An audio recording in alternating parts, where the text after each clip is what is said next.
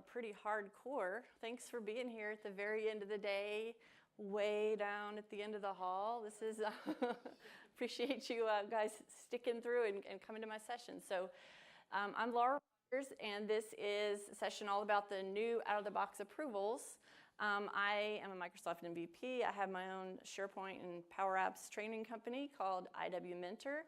And just real quick, my background in SharePoint is about 10 or 12 years, ever since SharePoint 2003. So my audience and my favorite thing is building workflows and working with workflows and forms and automating business processes. So this is one of the things that has been kind of a pain point in the past, especially since the out-of-the-box workflows haven't changed much in about almost 10 years or so. So now that we have this flow and we have a new way, they keep adding great just sort of business user features, we have a new way of doing out-of-the-box approvals. So our agenda for this session is I'll do a quick introduction. We'll quickly talk about sort of the retro SharePoint workflows and how it used to look, and the simple out-of-the-box way to do approvals. And then we'll talk all about Microsoft Flow and going beyond out of the box and some real-world workflows, and we'll do some demos. All right, so here's our introduction is basically, let me go through this slide here. We have workflows all over the place, and we have a lot of requests for workflows. If you guys are, site managers or IT pros, we have business users that want to do things that they start off as simple, or maybe they originally think that they're simple and start off as an out-of-the-box workflow and become more complex. Or we also have you need to have the ability to let the business users have a quick and easy way of creating their own flows and doing some just very simple things and be able to put that in their hands and just show them how it works and have it not be too complicated. So in the past, this is our little going back in history. Anybody remember SharePoint 2007? All right. So this is what we had in the browser. We had some out-of-the-box workflows, and in good old SharePoint Designer 2007, that's what it looked like. And then we graduated up to SharePoint 2010 and the browser out-of-the-box workflows and the SharePoint Designer. Of course, with the SharePoint Designer ones, you can tweak them and do a little bit more with them. And then in 2013, the out-of-the-box workflows were the exact same SharePoint 2010 out-of-the-box workflows that had an info path form behind them. And then, of course, in SharePoint Designer, you can do a little more. So let's talk about what our out-of-the-box workflow options are, just the simple ones. This slide is showing basically we have content approval and request sign-off, and those are the simple concepts. And then towards after we talk about the simple ones, then we'll get to the more complex workflows where you go beyond what you're provided out of the box. So this content approval setting, especially those of you who have been around in SharePoint for years, this setting has been there for years. It's been there forever. And it is just an out-of-the-box setting that exists in lists and libraries that is you simply turn it on or off. And the request sign-off, of course, content approval setting is still there, and it still works, and it's useful. Request sign-off is a new drop-down button that exists in lists and libraries that uses flow and an approval action and doesn't require any technical workflow building. As a matter of fact, when you do a request sign-off and trigger one of those, it doesn't even show in your list of my flows on your screen or anything. It's just pre-built, and it just does what it does, and it's not customizable. So let's just talk a little bit more about what content approval is. It's, again, a setting on all lists and libraries. It's in the it's in the versioning settings page, which is kind of an odd place to find it. But you turn it on, and it basically gives you the ability to say anytime any item or document gets added or modified in there, it's going to be set to a status of pending, and then it's going to be up to someone to approve it. And so just simple out of the box, all you would do is set up a good old SharePoint alert that person would be notified when things are waiting for them for approval. So that's just bare bones, super simple. You turn it on or off, and it gives you a couple of extra views that you can look at to show kind of things that have been approved or not approved. Okay, so now the other simple option is request sign-off, and it is an out-of-the-box workflow. It's fairly new. It's just come out in the last month or so, and it's turned on by default. Well, I'd say like probably 3 months. But it is going to be there in this modern look in all of your lists and libraries by default. This is just a manually triggered workflow. So this is never just going to automatically run when items are created or modified. It's just going to be something that you have to, end user or someone has to manually run. So the way you run it is you select the row of one file in your library, and then you click Request Sign Off. And then this little box pops up on the side. You type one or more people to be the approvers, and you give them a message, and you click Run. That's all you do to start it. And then you get this nice little, the approvers get a nice little approval email. They can actually approve or reject it right here from the email. It's nice and easy. That's kind of that lazy approval concept. And they are going to have it in their list of approvals on the Flow webpage, and they're going to have it in the Flow app. And so if they have app notifications set up in their Flow app, mobile app, they will get a pop-up, and they can quickly approve it from their phone. So they click approve, and they can even type right here in the email. It's like a little form that appears in their email in OA where they can type a reason and click submit all in that one place. And then after they do that, in the library, it appears as a new little column is going to appear, and it's going to say what the sign-off status is. It doesn't automatically send an email necessarily. You can't customize the emails. It doesn't automatically send an email to the person who's requesting it. But it's simple, and that is what you get. So I'm sure this is not what you guys came to this session for, to see just how you do 2 clicks and see a request sign-off approval. So we're gonna get into the nitty-gritty and show you kind of what these settings really do, and then go beyond that and show how you can make these a little more custom. So this configure flows button is also new. So when you do the flow drop-down box in your list or library, configure flows is one of the options. And this is a per list or library setting. So when you click configure flows, this is the box that pops up. Do you want approvals in this library, on or off? And so who can change this? Like, who can click configure flows and actually change this setting? Well, you have to have manage list permissions to do this. Now, unfortunately, the button shows for everyone no matter what. But once you actually try and click and change the setting and you don't have at least that permission, that's when it's going to give you an error, unfortunately. The menu isn't hidden from people who don't have permission to it.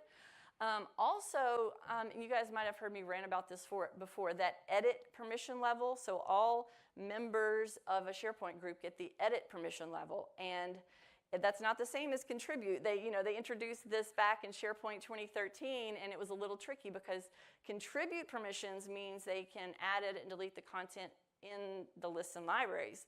But the edit permission level gives them the ability to manage the whole list and library. So by default, Office 365 groups or SharePoint sites, that members group has the edit permission level. So that means by default, everybody that's a member of that site with the edit permission level can change this setting on any list and library. So kind of keep that in mind, and you might want to lower them down to contribute if you don't want people messing with list and library settings in general or this setting in particular. Now so I'm going to go through all the different settings on that screen. Do you want approvals in this list or library? That's the first little option button. What does this mean? So what does this do? So when you have it turned off, you have no request sign-off option. And when you turn it on, the request sign-off comes back on. So basically all it does is hide this little request sign-off when you turn it to off. So that's pretty simple. It's not explanatory as to what it does, but that's all that it does is turn that little request sign off button off. Now you have this approval mode. The next thing underneath is a little more confusing, so I created a little table to explain and tested the heck out of it and tried multiple things. So when you have, so remember constant approval that we talked about? Well, that's what they're talking about here, constant approval. So you can flip it to either request sign off or constant approval. When you change it to constant approval, the request sign off button goes away from that dropdown, and your constant approval setting in the Lister library gets turned on. So when you flip it the other way and request sign off, then you have the request sign off appears again in the drop-down box for anyone to run it, and the constant approval turns off. So with either of these settings, you can still click to create a flow or use any other flows. It doesn't affect any other flows on your Lister library. And you can, the sign off, the request sign off and the constant approval, I would think that it would make them work in conjunction together when you do this setting, but it doesn't. So use sign off and constant approval together. I put that as no, because you're really just doing one or the other with these settings.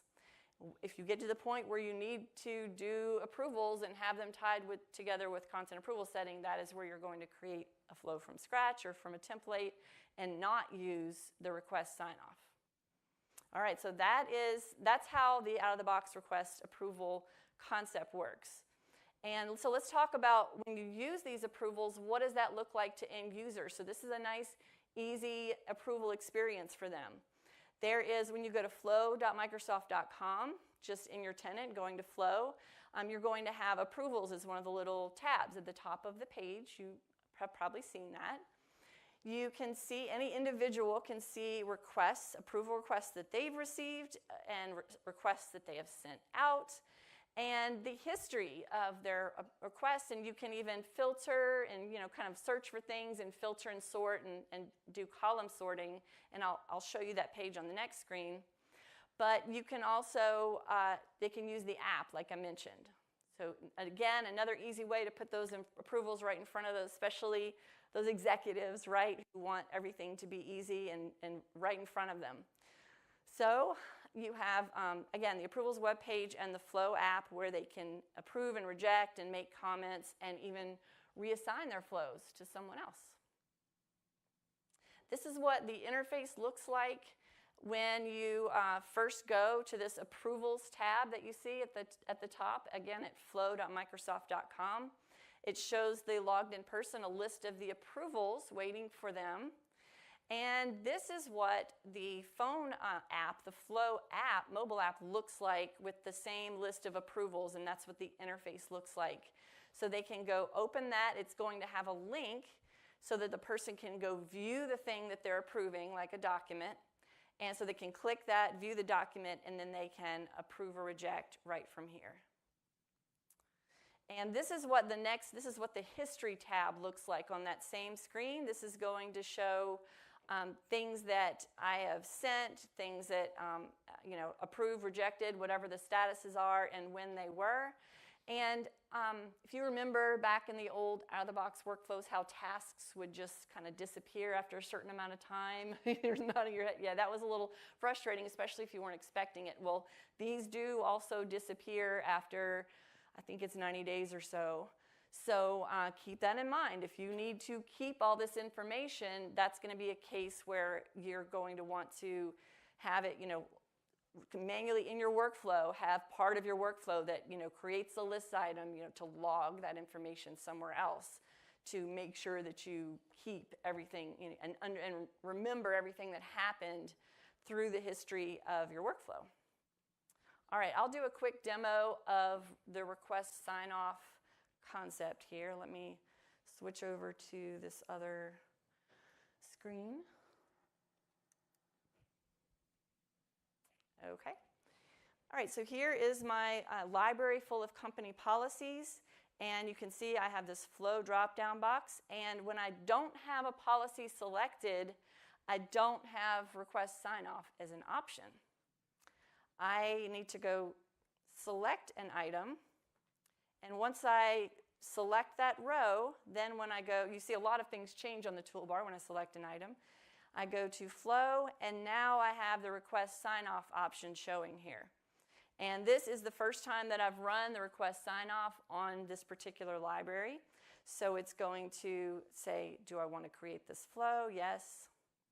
And, SharePoint approver to be specified. I'm not going to run it from that library. I have another library in this, in this site that I'm going to run it from. I have a backup here. Okay, I have this library called Team Files. I wanted to have it do this in a library where the sign-off status didn't exist yet, so you could see the column appearing. But this is a library that I've actually tested, and I've run it, and I can see the sign-off status column is already there because I've already run it in here. So I'll select an item, and sometimes it takes a few seconds. So sometimes you wonder where the request sign-off is. It doesn't appear, so you just have to wait a second. So I can go pick a file, request sign-off, and then since I've already run it before, I didn't get that little pre-prompt to say that I'm creating a flow here. So I can tell it who I want the approver to be. I'm just going to put myself. And what do you think? Oops.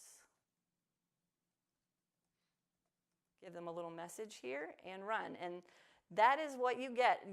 None of that is configurable. You can't configure what the outcomes are going to be if you want to change from approved to rejected to something else, or if you want to give them more fields to fill out. None of that is configurable. This is what you get. So in a minute, we'll talk about how you can do these and make them more custom. So then the end user, the person who's getting the approval, that needs to do the approval, is going to get an email. And this item is going to appear in their list of approvals that are waiting. And I can approve, reject, and I can even email the requester or reassign it to someone. And again, I can also do this directly from the email that I receive. So I can say good and confirm. And then as soon as I approve it, then it disappears and I don't have any more waiting for me. So pretty simple, right? I know that you guys want to see more advanced stuff. So let's go ahead and I'll go back to the slides and we'll move on. A little anticlimactic. Okay. Now we're going to get to the nitty-gritty stuff, I promise. Okay, a little bit introduction to Microsoft Flow. I know you guys have seen a lot of different introduction to Microsoft Flow slides and presentations this week, so I'm not going to get too detailed or take too much time telling you what Flow is. Again, visual workflow creation, cross-platform, mobile-friendly. You have, when you go to the website I just showed you, flow.microsoft.com, you can see a list of flows you've created. When you go to the Team Flows tab, that shows you a list of workflows that you've shared or that are shared with you. And for each flow that you have, you can look at the logs, you can share them with others, make a copy, even see analytics and run tests on them. So these concepts are very much improved over what you had in SharePoint Designer workflows.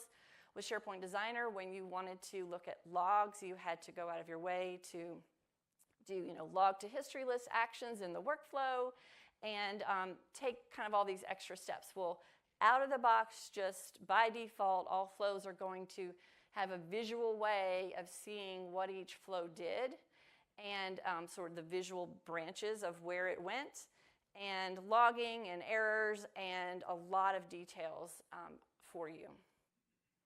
Okay, so we have this concept when you're designing flows.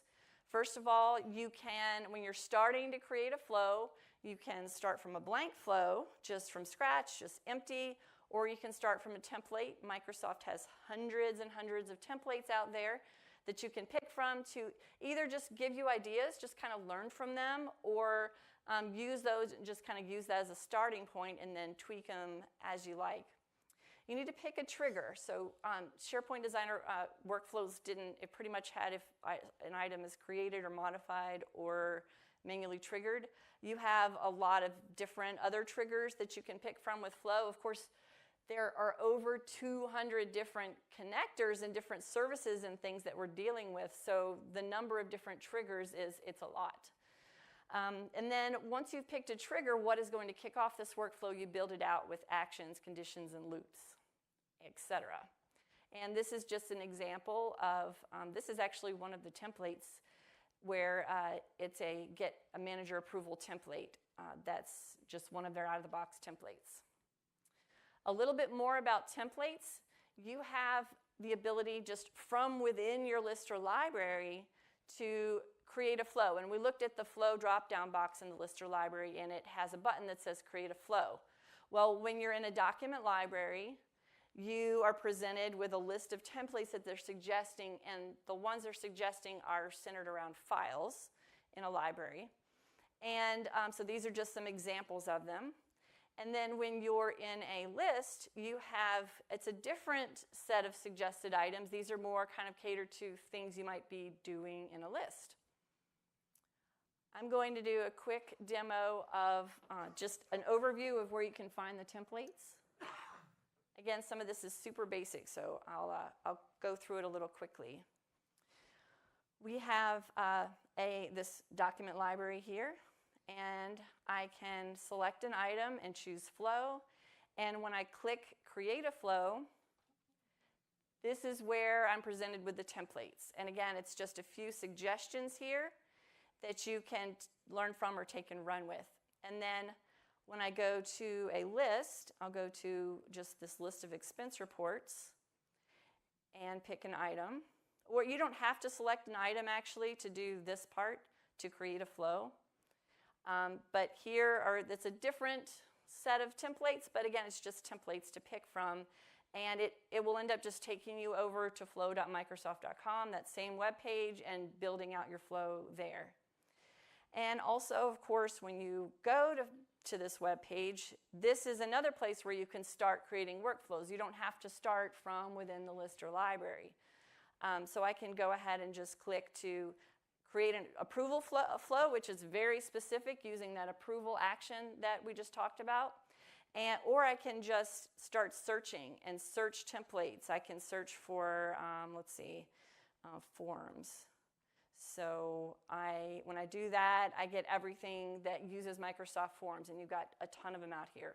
So just whatever you are, just to get ideas or whatever services you are working with, you can go look for templates around those, and you can even look at categories up here.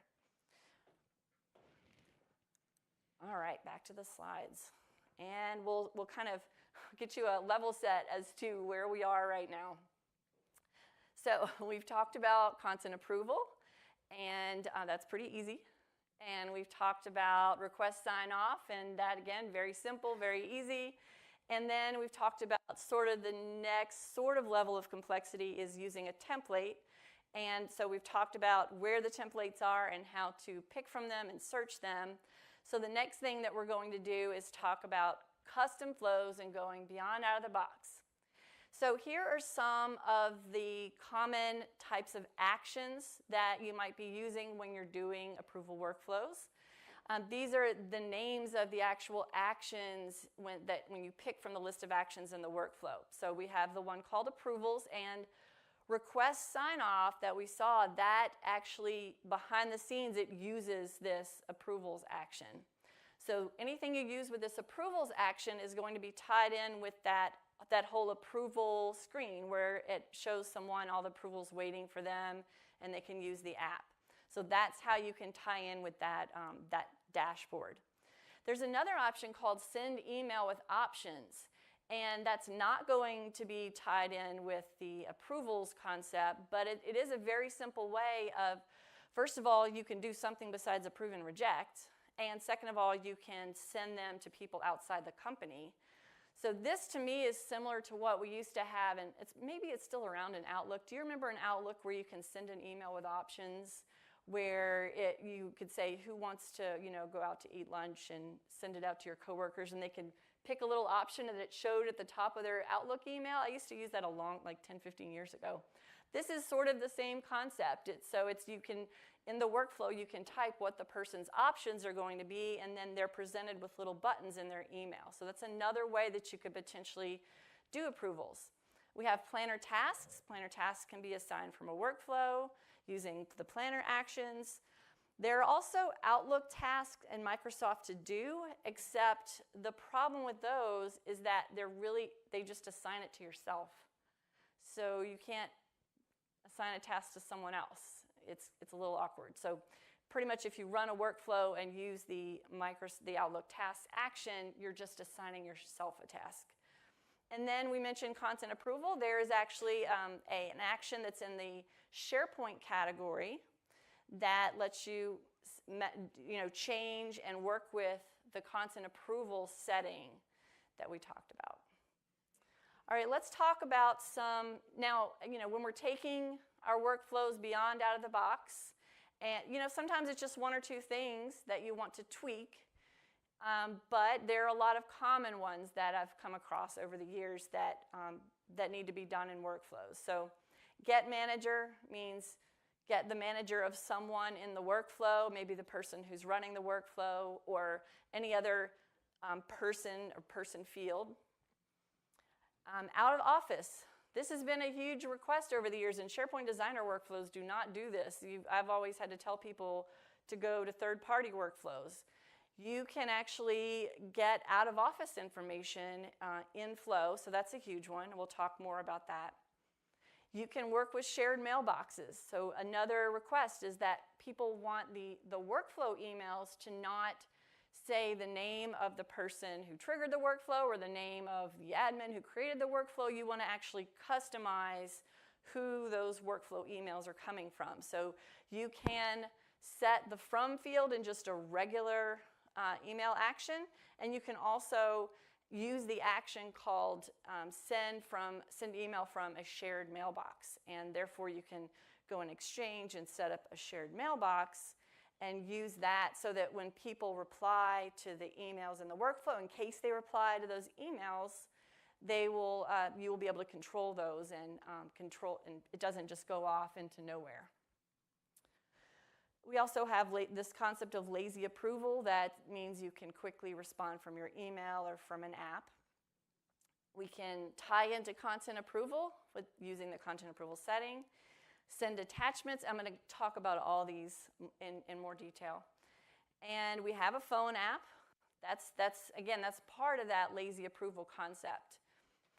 Overdue notifications is another common request, having to do with some date field. There's actually, did you guys hear, there's actually a new feature they just announced this week that's not quite there yet, but is coming soon. It's the concept of a reminder based on a due date in your in SharePoint, so it's going to be part of Flow. It's going to make it a lot easier to do those. Of course, we can do outcomes other than approve and reject. So with the request sign off, all we get is approve and reject. So a lot of the times, people just want to customize those. And people like to have other types of triggers besides just the ones we're used to in SharePoint Designer. And various ways to receive notifications. So instead of just email, now we have pop-up notifications, we have notifications in the mobile app, etc. All right, we're going to go a little deeper into this Get Manager action. So this means you can get the manager of someone specific. So when you use the Get Manager action, you simply populate this user field with whose manager do you want. And so I'm showing this list here because in the Office 365 users connector in here, you have a lot of things that you can do with getting information about that user. So not just getting the manager from their user profile, but getting all their user profile information, department name, office, just anything that you have as part of their profile in your directory. I'll go ahead and do a demo of the manager.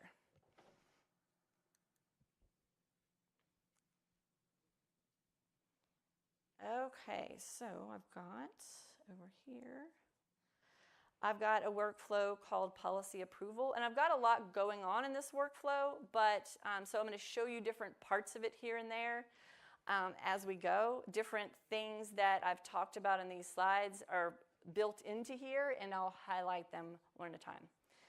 So in this one, I have added the Get Manager action here. So all it asks you is whose manager you want. So in this case, I want the modified by. So of course, when you put your cursor inside of these boxes in Flow, it prompts you with all the fields that you can pick from. And so in this case, I just said whoever modified this, this policy, when a file gets created in a policy library, whoever did that, it's going to get their manager. So once it gets their manager, it actually gives you back a lot of information about the manager. So I'll just put my cursor, after I've gotten the manager, I put my cursor down here in any action that you have below getting the manager, now you're provided with all these little orange boxes. That's all the information about the manager. So I have, of course, the next thing I'm going to want to do that I'll talk about on the next slide is out of the office replies, but I'm going to get the mail tips for the manager. But you can see that when I get the manager, I have all this information about the manager, all their profile information that I can do things in my workflow with, and sky's the limit. All right.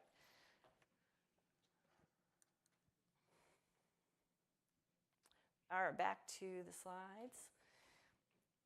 Okay, the next thing is get out of office info. This is a huge one. This is magical. It's a little painful because of the long cryptic sort of formula that you have to use to make this work. But this is actually something that I got out of one of the templates on Microsoft's site. So this is where you can get the mail tips for someone. So the action is called Get Mail Tips. And that's the out of the office information. That's the mail tips is part of the out of the office is part of that. So you say whose mailbox you want to get the mail tips for, and then you have to say, are they out of the office or not, right? That's going to be one of the next actions in your workflow. Are they out of the office after you've gotten the mail tips? So we get the mail tips, and then the condition that we use is this big, long, cryptic thing. You guys, if you guys would like these slides to get things like this big, long, cryptic code here, you can email Laura. It's at the bottom of the slide, laura.rogers@iwmentor.com, and put the name, the session BRK1110 in the subject. And I have a flow that's going to send you these slides like immediately. So that's like your little sort of bonus for today. But that's probably one of the things you're going to want to grab out of the slides is to be able to get that. So just email me anytime at that address and put BRK1110 in the subject. And I'm just going to have that at the bottom of the slides. All right, so that's how you can get the mail tips, and it will return to you basically, I'm saying if it's empty. So I've got my syntax, it says I've got a function that says empty, @empty. So basically, is it empty? It's going to tell me true or false. So is the automatic replies field empty? All right. The next concept we have is, I'll go ahead and do a demo of that last one. I'll show you what that looks like. It's pretty fun. Okay, so here, and this is kind of where I stopped last time. So what I'm doing here is I'm getting the manager of someone. And I'll kind of start up here and show you what I'm doing as I go and go through more slides. But I'm getting, whoever creates a file, I'm initializing a variable called approval2 that I'll show you what the purpose of that is in a minute. I'm getting their manager. And then this next thing is called a parallel branch. So this is what one of the things you can do for error control. So I have this little parallel branch, and I'm using this configure run after, which is a little extra setting that you have on your actions. So this is for just in case they don't have a manager in AD, we don't want the whole workflow to error out. So if they don't have a manager, so if get manager has failed, then I'm going to send an email notification saying this policy can't run because you have no manager. But you can make it do whatever you'd like. So it's getting the manager, and then the next action, its configure run after, is only going to run if get manager is successful. So that's how it's going to go down this next branch. So it's going to set a variable called approval2 to whoever that manager's email address. And then it's going to see if the manager is out of office or not. Because this is one of those scenarios where if the person who's supposed to be approving this, whoever it happens to be, is out of the office, you want it to go ahead and go to someone else. So in this case, I just decided to pick that manager's manager. It's going up another level. Like, they're probably going to be even more busy than the manager is. But, you know, you can use any people field here that you'd like. So if the person's out of the office, so here's my condition that I was talking about.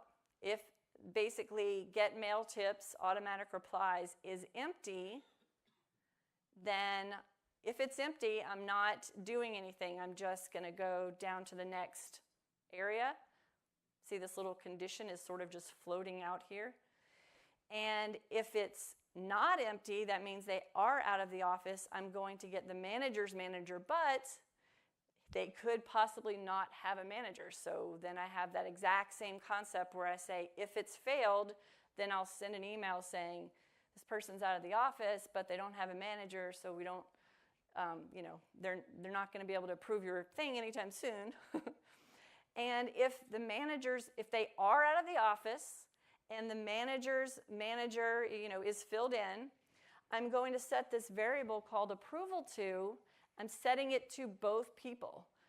That way the manager's not, they're out of the office, but they're not completely left out of the loop. I'm going to send the approval action to the manager and the manager's manager.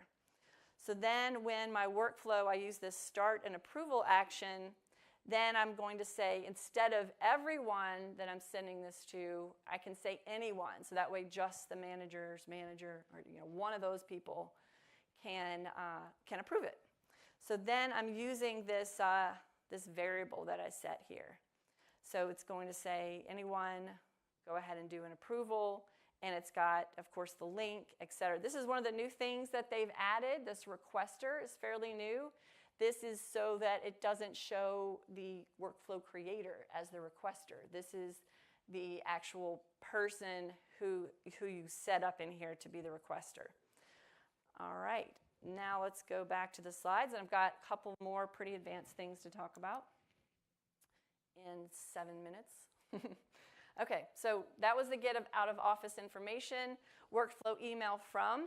We can use the send an email action has a from box that we can configure, but in exchange, you actually have to have permission to send as that person that you put in the from mailbox. So you can't just go spoof anybody in your organization. You have to have permission to send as that person.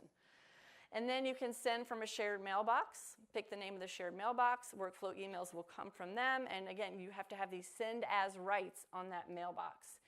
And these emails can be sent to people outside of the organization, which is something that SharePoint Designer couldn't do. Now we have the concept of lazy approval. Now the approval actions we've been talking about, those have lazy approval built in, but another way of doing lazy approval is the send email with options.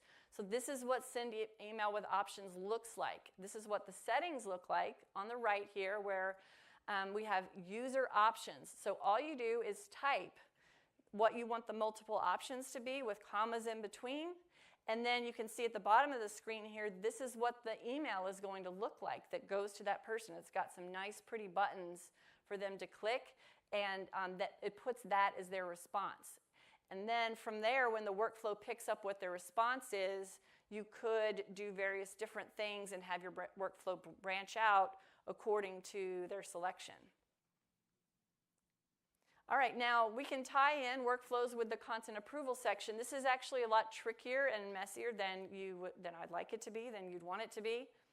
First of all, you have to turn on the content approval setting in the versioning settings. And added or edited items will have a status of pending. First, this is the tricky part that is not obvious. Before you start trying to set the approval, you actually have to do this action to set content approval status to submit.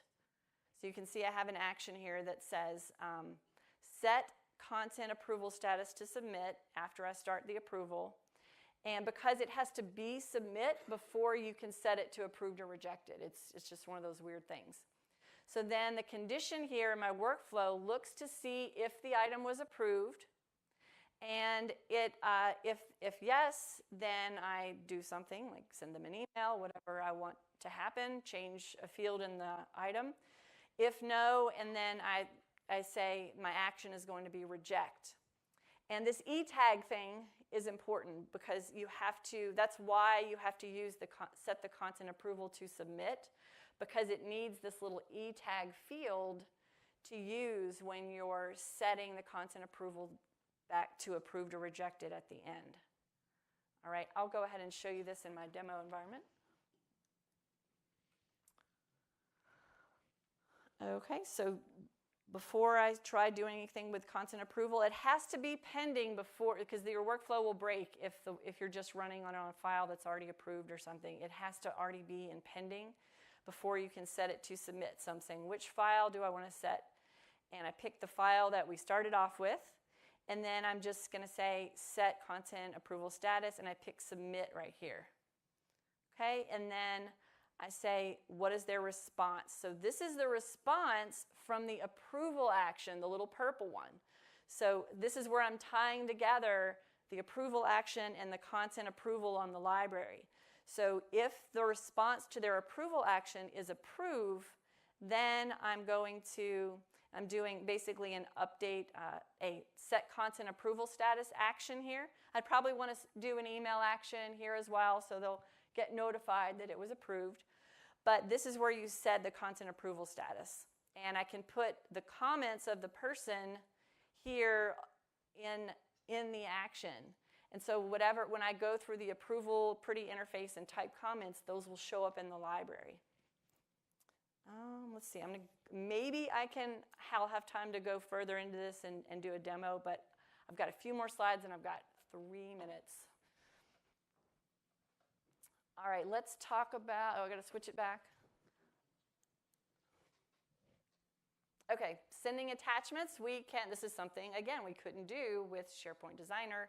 We can add 1 or more attachments. You need to have the file name and file content. The action is called get file content. This is what I'm doing in the workflow. When you send me this email, it's going to get the file content from a file that I have, a PDF file in the document library, and it's putting it as an attachment in an email and just replying to you, whoever sent me the email. So it's getting file content, and then again, these can be sent outside your organization. So you can have automations that go back and forth with things you're doing with your customers or anything like that in here. Overdue notifications, again, this is going to be improved. This is one of those things they just announced this week. It is something that you've been able to do, but it's I've got a full 1-hour demo because it was pretty complicated, which it makes sense that they went ahead and built this into the product. But you do have a recurrence trigger. So where in the old days you had to use information management policies to make something trigger at a certain time or date, this is actually a recurrence. So you can say, run this workflow, just trigger it once a day at a certain time. So once a day, this goes and gets all the tasks assigned to me and sends me an email listing all the tasks. All right, let's talk about our takeaways. Request sign-off is new and easy. Content approval is just a setting for moderation. Flows can pretty much do anything beyond that. I've showed you a few examples and common requirements that we have. And thanks everybody for coming. Please fill out your eval, and that's about wraps it up. Thank you. And